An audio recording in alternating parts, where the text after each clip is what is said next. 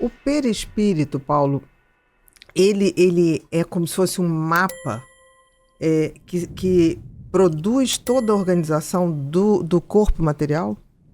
Porque eu sempre tive na minha cabeça que um óvulo e um espermatozoide se encontram, dão milhares de células Iguais. e que de repente iguais e que de repente há um chamado, um GPS que começa a funcionar e vai lá, vai ser fígado, vai lá, vai ser coração, vai lá, vai ser...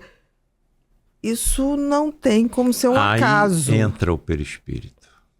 Aí entra o O perispírito. perispírito é como se fosse um mapa. Ele é um organizador biológico. Tá. Ele é um organizador biológico. Então, você fez uma comparação muito exata. O espermatozoide do nosso pai se uniu com o óvulo da mãe. 2, 4, 8, 16, 32, 64 células iguais Mórula, em tudo. aquela bagunça que é a Meu mórula. Deus do céu, iguais em tudo. De repente, uma se transforma num neurônio, outra num osteoblasto, outra numa célula da pele, outra na célula do coração, outra na célula do olho. Quem é que está comandando essa diferenciação? Exatamente. Um componente extrafísico, que é o modelador biológico, chamado perispírito. Não tem saída. Agora, esse perispírito pode estar também como sítio de impurezas e como deformações.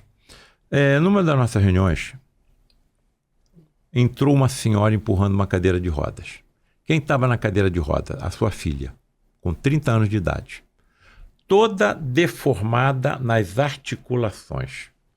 No punho, no cotovelo, no ombro, no joelho, no tornozelo. Aí o Frederic olhou para aquela jovem e falou no meu ouvido: Paulo César, veja o que nós fazíamos na Inquisição. Nós, sim, nós somos da Inquisição. Nós fomos da Inquisição. E essa jovem era uma das nossas cúmplices na manipulação dos instrumentos de tortura da Inquisição. Aí eu me aproximei da mãe e perguntei: minha senhora, como é o nome da mãe da doença da sua filha? Síndrome de Larsen. Anotei, cheguei em casa e entrei no Google. Foi uma doença descrita em 1950 por um cirurgião ortopédico chamado Joseph Larsen, daí o nome, síndrome de Larsen. É uma doença genética que acomete um único gene, chamado FNLB, que produz uma proteína chamada filamina B. Aonde entra essa proteína? Na conjugação das articulações do feto. Como o gene está defeituoso, a filamina B está defeituosa. Sabe o que acontece com as articulações do feto? Quem tem? Luxam, se soltam sem trauma. A criança nasce e continua acontecendo a mesma coisa. Falei, meu Deus, tem tratamento, mas não tem cura.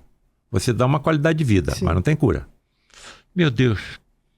Agora deixa eu ver o que o Frederic quis me dizer em relação aos instrumentos de tortura. Aí fui ver como que eram manipuladas essas ferramentas.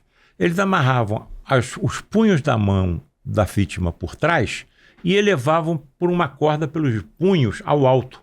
Imagine a torção do ombro daquela vítima, a dor que não causava. Não, desloca tudo, não tem como. A roda puxava os pés da vítima para um lado e os braços para o outro. O trapézio colocava os joelhos das vítimas apoiadas em um trapézio e iam colocando pesos cada vez mais pesados nos tornozelos. Ana, quando eu vi as lesões que esses instrumentos causavam, estarrecido percebi que eram idênticas às causadas pela síndrome de Larsen. Mais uma vez ficou claro para mim que é uma origem fora do corpo físico. É uma origem no corpo extrafísico, no perispírito. E no tempo, como é que eu vou dizer?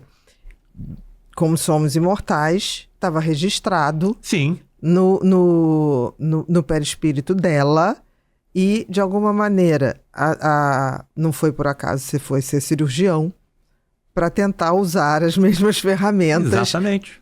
Por um lado positivo. É como se fosse inverter a polaridade da maldade que você fez. Sim. Olha, dentro dessas características mediúnicas que eu acredito que os médicos do futuro terão, Estará também a conversação telepática com os colegas que nos acompanham. Isso seria maravilhoso. E será? E será? Será que eles não poderiam me orientar? Olha, Paulo, você quer saber por que essa paciente está assim dessa forma? Porque ela cometeu isso em vidas passadas. Ah, muito bem. Ô, colega, você pode me dizer até onde eu consigo ir com o meu tratamento médico da Terra no auxílio a esse enfermo? Ele vai me dizer até onde eu posso ir. Ele vai me dizer se esse paciente tem uma cura física ou não tem. Você está entendendo? Sim. A importância de tudo isso?